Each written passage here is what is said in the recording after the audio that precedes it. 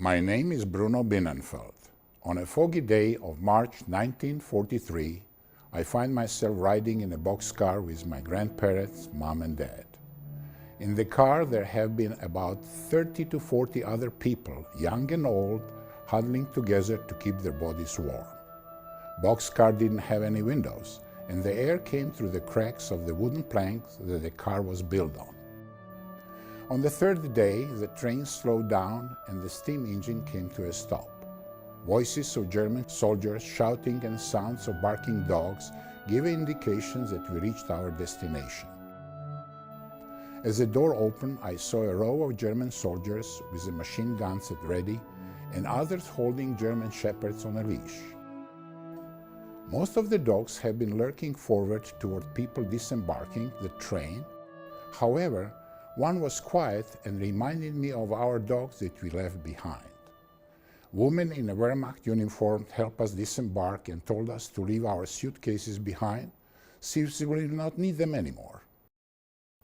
Slowly we moved into the direction of the group of officers who took our ID cards and directed us in two different directions. My grandpa and grandma went to the right, and that was the last time I saw them. My dad, mom and I went to the left and were directed to one of the wooden barracks in an endless row of grey buildings surrounded by barbed wire. From there on, Dad left every day in the morning and returned in the evening dirty and exhausted, while Mom worked with other women around the barracks. We received a meal once a day in the morning, and the main part was a piece of cornbread that we eat with sauerkraut or beans. After a while, I asked Mom if there is any bread left over since I was hungry. I still remember Mom's eyes full of sorrow, trying to explain to me, "Not today, maybe tomorrow." Every day before going to lay in a wooden bunk, we did our prayer and Mom told me a story or two. One night, after the prayer, Mom asked me to put a hand under the straw pillow.